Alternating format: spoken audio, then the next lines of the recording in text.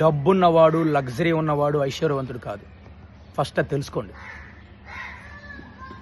అందరూ దాని డబ్బు వెనకాల పాకులాడి బంధాలని, బంధుత్వాలని, స్నేహాన్ని, మోరల్ వాల్యూస్ని, రిలేషన్షిప్స్ని అన్నీ వదులుకుంటున్నారు.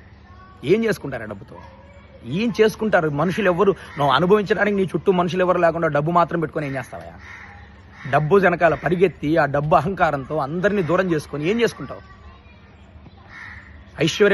ఐశ్వర్యవంతుడు అంటే డబ్బున్నవాడు కాదు, మంచి చక్కటి ఆరోగ్యం గలవాడు ఐశ్వర్యవంతుడు. దృఢమైన శరీరం, వజ్ర శరీరం గలవాడు ఐశ్వర్యవంతుడు. తెలివితేటలు గలవాడు ఐశ్వర్యవంతుడు. తల్లిదండ్రులు ఉన్నవాడు ఐశ్వర్యవంతుడు. చక్కగా భార్య ఇంట్లో రిసీవ్ చేసుకొని ఇంటికి రాగానే నవ్వుతూ పలకరించి భర్తకి నీడ్స్ అన్ని ఫుల్ఫిల్ చేసి పిల్లల్ని చక్కగా చూసుకునే అటువంటి భార్య కలిగిన వాడు ఐశ్వర్యవంతుడు. ఇంట్లో గలగలా అంటూ పిల్లలు ఆడుతూ పాడుతుంటే అమ్మాయిలు ఉంటే అది ఐశ్వర్యవంతుడు. ఇంట్లో వంశాభివృద్ధి కలిగి కొడుకు ఉండి చక్కగా పిల్లలందరూ తెలివి పరులుగా ఉంటే అది ఐశ్వర్యం అంటే.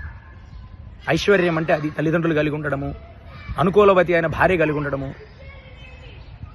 ఇంట్లో పిల్లలు గలగలా అంటూ ఆడుకుంటూ ఉండడము, ఇది ఐశ్వర్యం అంటే. డబ్బున్నవాడు ఐశ్వర్యవంతుడా? చక్కటి ఆరోగ్యం కలిగిన వాడు ఐశ్వర్యవంతుడు. ఏం ఆలోచిస్తున్నారండి మూర్ఖంగా? డబ్బు అని పరిగెత్తి, డబ్బు వెనకాల పరిగెత్తి బంధాలని, సంతోషాలని అన్నింటినీ దూరం చేసుకుంటున్నారు. ఆలోచించండి, రియలైజ్ అవ్వండి ఇప్పటికైనా.